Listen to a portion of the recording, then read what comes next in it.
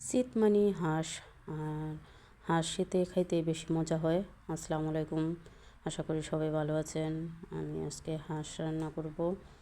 তার লেগে এলাচ, দারচিনি, তেজপাতা আর পেঁয়াজ দিয়া অল্প তেলে আমি বাগার বসাইছি।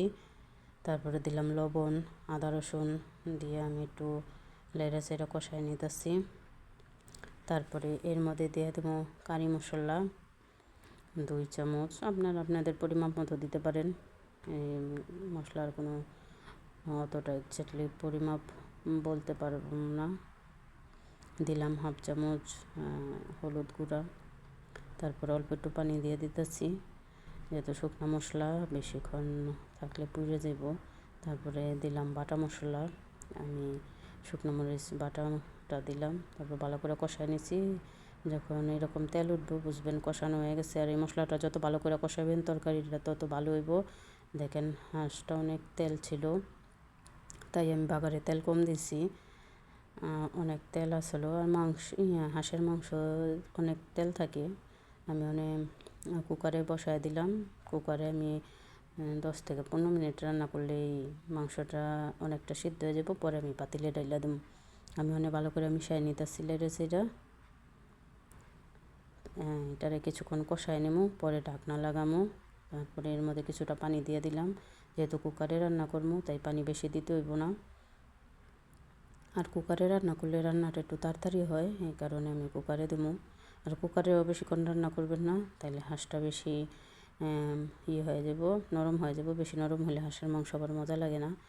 আমি আরও কিছুটা পেঁয়াজ কুচি এখন দিয়ে দিলাম, দিয়ে ভালো করে একটু লেড়ে ছেড়ে দিতেছি, দিয়া কুকার বসায় দিলাম ঢাকনা আটকায়া। দেখেন এখন ঢাকনাটা আমি কুকারটারে ঠান্ডা করে ঢাকনাটা খুলে নিয়েছি। দেখেন কতটা তেল ছাড়ছে আর তরকারিটা কতটা সুন্দর হয়েছে কালার। আমি এখন একটা পাতিলে ডাইলা আরও কিছুক্ষণ রান্না করব। আমি কুকারে পুরোটা রান্না করে নিই, এখন এই পাতিলে বসায় আরও কিছুক্ষণ রান্না করব, তাইলে রান্নাটা আরও ভালো হইব। আমি একটু লাইরে সেটা দিতেছি, আপনাদের দেখাই দিতেছি।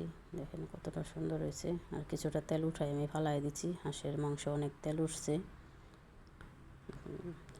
মাংস এখন সিদ্ধ হয়ে গেছে, রান্না প্রায় শেষের দিকে। আমি এখন একটা মশলা করে রাখছিলাম, জিরা দারচিনি, তারপরে জিরা দিয়া একটু টাইলা ফাঁকি করে রাখছিলাম, এটা দিয়ে দিলাম। রান্না হয়ে গেছে। এখন চুলাটা বন্ধ করে আমি একটা বাটিতে বাইরে নেব। এই হাঁসের মাংস ভাত দিয়া বা চিতা রুটি বা খিচুড়ি দিয়া খুবই সুস্বাদু হয়, অনেক মজার হয়েছে। ওকে, সবাই ভালো থাকবেন। আল্লাহ হাফেজ।